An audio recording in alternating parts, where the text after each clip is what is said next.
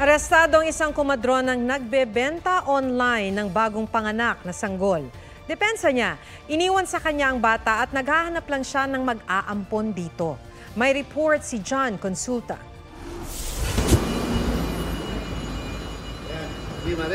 Nasa gitna ng transaksyon ang babaeng ito nang lapitan ng mga tauhan ng NBI Human Trafficking Division sa Muntinlupa. NBI po kami. Ay, baby. Bit-bit ng komadrona ang 6 na araw na sanggol na ibinibenta niya sa halagang 25,000 pesos. Ayon sa NBI, nakatanggap sila ng impormasyon mula sa Justice Department.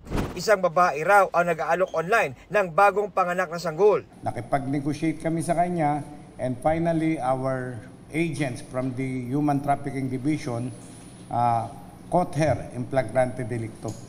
Hawak pa yung baby. Ayon sa NBI, nag-alok pa raw ang komadrona ng paraan para palabasing lehitimo magulang ang kanyang mga pagbebentahan ng sanggol. Ang suspect na raw ang magpaparehistro sa sanggol at ipapangalang magulang ang bibili. Depensa ng suspect, iniwan ng nanay sa kanya ang sanggol at sinabing babalikan ito pero hindi na siya bumalik. Ayaw umano ng nanay sa bata. Kung pilit kong ispasama sa kanya yung anak niya, baka mamaya iiwan niya lang kung saan-saan at may mangyari sa bata. Konsensya ko rin po. Ang sabi ko nga, may baby na iniwan sa akin, gusto kong ipaampun.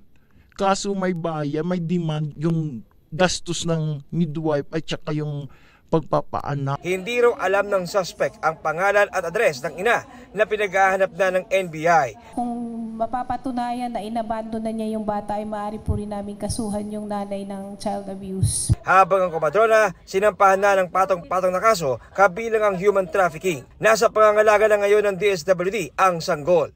John Consulta, nagbabalita para sa GMA Integrated News. Huwag magpahuli sa mga balitang dapat ninyong malaman.